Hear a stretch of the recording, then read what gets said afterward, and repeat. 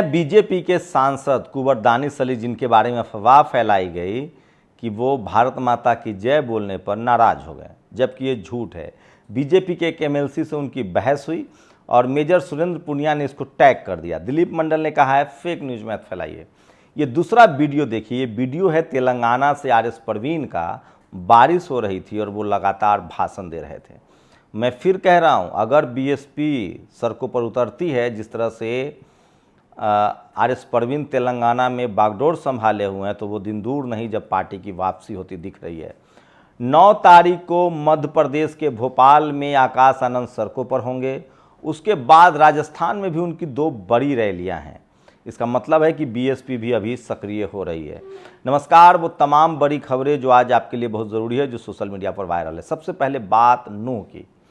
सोचिए किस तरह से एक शोभा यात्रा के दौरान कुछ असामाजिक तत्वों ने हमला किया, जिसके बाद अब सरकारी कार्रवाई शुरू हुई और लगातार तमाम मुसलमानों के घर गिरा दिए गए। कहा जा रहा है, एक आंकड़ा है कि 600 करीब घर गिरे हैं। अब दंगाई कौन थे, उनको पकड़ा गया। 200 से ज़्यादा लोगों की गिरफ्तारी हुई है। सवाल है कि कोर्ट सजा दे, उनकी पहचान हो। जो दंगाई हैं वो बचने नहीं चाहिए, लेकिन जिस तरह की कार्रवाई हुई है उसको लेकर पंजाब हरियाणा हाई कोर्ट ने स्वतः संज्ञान लिया और बुलडोजर पर रोक लगा दी है। लेकिन तब तक सैकड़ों घर तबाह हो गया है। सवाल है कि ये कौन तय कर रहा है कि कौन दोषी और कौन निर्दोष है। अगर मेरे और आपकी सोचिए एक बार, कल तक जो लोग 370 हटने पर खुश थे, आज वो दिल्ली में विशेष कानून बनने पर नाराज हैं। सवाल वही है कि जब आप गलत के साथ देंगे तो कल आपके साथ भी गलत हो सकता है। सोचिए, आज दंगाइयों के घर बुलडोजर से के नाम पर आम लोग के घर गिराए जा रहे हैं। कल जहां कोई दूसरा पक्ष दंगा करेगा, क्या उस पक्ष के सारे लोगों का घर गिरा देना चाहिए क्योंकि आप हिंदू हैं? क्या कल कोई दंगाई हिंदू हो जाए तो क्या उस मोहल्ले के सारे हिंदुओं का घर गिरा देंगे? क्या कुछ मुसलमानों ने दंगे की शुरुआत की तो उस इलाके के सारे मुसलमानों का घर गिरा देंगे? ये न्याय है? मैं फिर कह रहा हूं, आपको धर्म के नाम पर गुमराह किया जा रहा है, हिंसक बनाया जा रहा है। इस देश में जाति के नाम पर पहले से हिंसा चल रही थी, लेकिन गलती ये हुई कि जो लोग जाति के हिंसा के खिलाफ सामने नहीं आए, अब वो धर्म के हिंसा के शिकार हो रहे हैं। मैं फिर कह रहा हूं, अगर आप एक भारतीय नागरिक हैं, संविधान मानते हैं, राष्ट्रवादी हैं, राष्ट्रभक्त हैं और न्याय पसंद इंसान हैं, तो आपको गलत के साथ खड़ा होना चाहिए, चाहे वो धर्म के नाम पर हो या जाति के नाम पर हो या लिंग के आधार पर हो। तो खैर, supreme court, Punjab high court का बड़ा अच्छा फैसला है, पंजाब हरियाणा हाई कोर्ट का, और उन्होंने स्वतः संज्ञान लेते हुए रोक लगा दी है। दूसरी बड़ी खबर है मणिपुर को लेकर। सुप्रीम कोर्ट के ने 3 महिला जजों की एक कमेटी बनाई है, गीता मित्तल, शालिनी जोशी, आशा मेनन। मेरी रिक्वेस्ट थी कि इसमें कम से कम एक आदिवासी महिला होती, एक दलित महिला होती, एक पिछड़ी महिला होती, एक अल्पसंख्यक महिला भी हो सकती थी, ताकि न्याय सुनिश्चित की जाए, क्योंकि इस देश में जाति बहुत महत्वपूर्ण है। लेकिन इस देश में ये 3, मैं इसलिए कह रहा हूँ कि सोचिए, ये तीनों जज महिला क्यों हैं? क्योंकि महिलाओं के साथ ज़्यादा अत्याचार हुआ। उसी तरह से जिन महिलाओं के साथ अत्याचार हुआ है वो आदिवासी महिलाएं हैं, वो ईसाई महिलाएं हैं। इसलिए इस महिला टीम में SC ST OBC की महिलाएं भी होनी चाहिए थी। लोकेंद्र गुर्जर ने ही तो मांग की थी। अगर मैं जो कह रहा हूँ वो गलत है तो फिर 3 महिला जजों की बेंच भी गलत है। मैं इसीलिए कह रहा हूँ, इस देश में नैसर्गिक न्याय, नेचुरल जस्टिस तभी होगा जब सभी कम्युनिटी की डाइवर्सिटी होगी।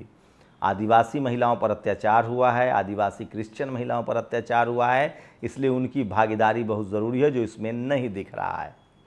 मेरे हिसाब से गीता मित्तल, शालिनी जोशी और आशा मेनन, लगता है कि तीनों के तीनों सवर्ण महिलाएं हैं। आप लोग अपनी प्रतिक्रिया दीजिए। फिर से टुकड़े टुकड़े गैंग की बात हो रही है, जबकि गृह मंत्रालय ने अपने जवाब में कहा था कि कोई टुकड़े टुकड़े गैंग नहीं है। वहीं एक जो बिल पास हुआ है उसको लेकर RTI के जानकार बता रहे हैं कि उसमें RTI में बहुत ज़्यादा उनके अधिकार छीन लिए गए हैं। तो सोशल मीडिया पर तमाम बड़ी खबरें। आज यूपी विधानसभा में भी समाजवादी पार्टी ने जमकर प्रदर्शन किया और गरीब की झोपड़ियाँ और मिट्टी को मकान ढहाने में क्या मर्दानगी थी। रगों में किसी बहादुर का खून होता तो बुलडोजर ब्रजभूषण सिंह और कुलदीप सेंगर जैसे सोचिए, कुलदीप सेंगर के घर पे बुलडोजर नहीं चला। और ये है वो वीडियो, बारिश में भी कुर्सी लेकर बीएसपी के कार्यकर्ता तेलंगाना के RS परवीन का भाषण सुनते रहें।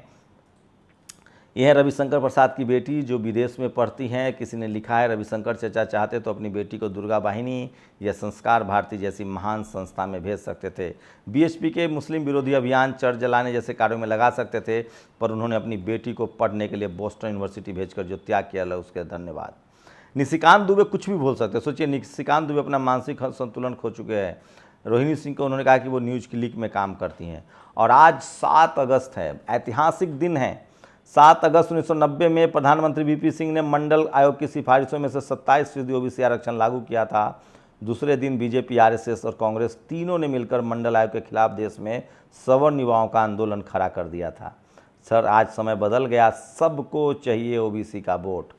चलिए, देर सवेर ही सही, लेकिन आज बगैर ओबीसी के किसी का काम नहीं चलने वाला। और मैं इसीलिए कह रहा हूँ कि आपको समझना पड़ेगा कि आज ही के दिन मंडल कमीशन को लागू किया गया था, जो सोशल मीडिया पर आज वायरल है। और मैं इसीलिए कह रहा हूँ कि सोशल मीडिया ही सच्चा मीडिया है, सोशल मीडिया ही बहुजन मीडिया है। तो सोचिए, आज ही के दिन जो कानून को लागू किया गया, अब उसी ओबीसी के लेकर सारे लोगों को ओबीसी का वोट चाहिए। अब आज के डेट में कोई नहीं कह सकता है कि मुझे ओबीसी का वोट नहीं चाहिए। मैं इसलिए कह रहा हूँ, समय बदलते देर नहीं लगती है, और देर सवेर ही सही आपको सच के रूप में जीत मिलती है। और आज बगैर ओबीसी के किसी पार्टी का काम नहीं चलने वाला है। और सोचिए कि आज ही 7 अगस्त 1990 को इसको लागू कर दिया गया था और बीजेपी ने समर्थन वापस ले लिया था, और कांग्रेस, बीजेपी सब एक हो गए थे और मंडल कमीशन के लिए यात्रा, उसके खिलाफ आंदोलन शुरू हो गया था। मरने के बाद भी दलितों की लाशों का स्वीकार नहीं किया जाता। कहाँ हिंदू धर्म के नकली ठेकेदार। बड़ोदरा के पादरा के बाद अहमदाबाद जिले के दालोद गांव में मृतक दलित की लाश के अंतिम संस्कार करने जाले दलित परिवारों पर जातिवादी हिंदुओं ने हमला कर दिया। दलित माँ बहन माताओं के साथ दुर्व्यवहार किया। ये सबसे भयानक खबर है। हम तस्वीरें नहीं दिखा सकते हैं, थोड़ा सा देखिए, हिंसक है ये, और सोशल मीडिया पर जो वायरल है। और इज्जतदार सैलरी तक नसीब नहीं। हादसर में पीआरडी जवान ने सुसाइड कर लिया, 395 रुपये सैलरी थी। तो ये सुसाइड की खबर हम आपको नहीं दिखा सकते हैं, बहुत तकलीफ़ होती है, और सोशल मीडिया पर उसको वीडियो भी नहीं डालने देते हैं। और कांग्रेस कैंडिडेट कमलनाथ का हमेशा दागदार है। सिख दंगों में उनकी संदिग्ध रही है भूमिका। 2002 दंगों की जांच की तरह ही 84 के दंगों की जांच हुई है कांग्रेस के राज में, इसलिए कमलनाथ और अन्य कांग्रेसी नेता बच गए। अब कमलनाथ हिंदू राष्ट्र मांगने वाले पाखंडी की पूजा करें। श्याम मीरा सिंह ने लिखा है, 27% job in central service, PSU और ओबीसी 7 अगस्त 1990 को ये लागू हुआ था। इसको आज सूरज मंडल ने शेयर किया है। और 90 करोड़ ओबीसी लोग आज 7 अगस्त को तुम्हारा सबसे बड़ा त्यौहार है, जिसे तुम भूल बैठे हो। देश 15 अगस्त 1947 को आज़ाद हुआ, लेकिन देश के 90 करोड़ ओबीसी की आज़ादी की घोषणा 7 अगस्त 1990 को बीपी सिंह सरकार ने की थी, मंडल आयोग की रिपोर्ट लागू करके। आज फिर खतरे में, जागो ओबीसी जागो। ये राजकुमार भाटी ने कहा है। मंडल आर्मी ने इसको लेकर ट्वीट किया है। दिलीप मंडल ने भी इसको लेकर ट्वीट किया। ये है वो मंडल कमीशन। और सोचिए, बीपी मंडल साहब जो खुद ओबीसी समुदाय से थे, मुख्यमंत्री रह चुके थे, और उन्होंने इसको लागू किया, जो आज सोशल मीडिया पर सबसे बड़ी खबर है। इसलिए मैं कह रहा हूँ कि सोशल मीडिया ही सच्चा मीडिया है, सोशल मीडिया ही बहुजन मीडिया है। लेकिन सोचिए कि कोई टीवी अखबार आपको नहीं दिखाएगा। ये तस्वीरें भी सोशल मीडिया पर वायरल हो रही, किस तरह से अखिलेश यादव ने आज दिन भर शानदार तरीके से विधानसभा में विरोध प्रदर्शन किया। तो ये खबरें भी वायरल हैं।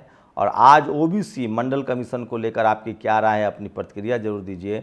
और अच्छी बात है कि खुदा का शुक्र है। सोचिए, चलिए, खुदा का शुक्र है, कोर्ट ने स्वतः संज्ञान लेते हुए बात पर बुलडोजर की कार्रवाई रुकवा दी, नदीम खान। तो चलिए, लीगल संविधान ने इनको कम से कम इतना तो अधिकार दिया, रुकवा दिया।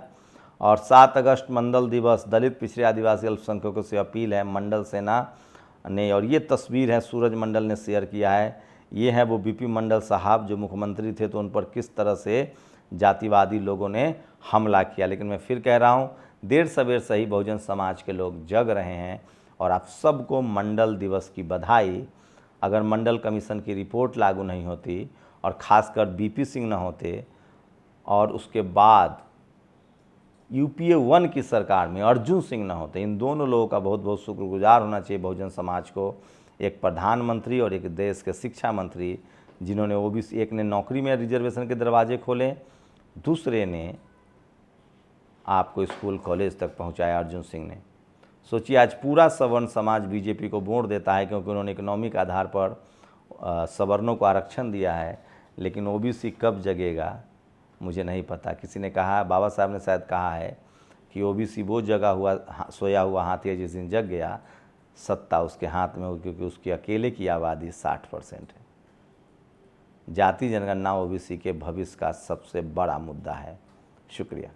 नेशनल दस्तक की आपसे गुजारिश है कि अगर इसको बचाना चाहते हैं तो नेशनल दस्तक को सब्सक्राइब करने के लिए रेड कलर के सब्सक्राइब बटन को दबाएं, फिर बेल आइकन की घंटी दबाएं। नेशनल दस्तक को बचाने के लिए बहुत जरूरी है कि हर खबर को शेयर करें, लाइक करें, कमेंट जरूर करें।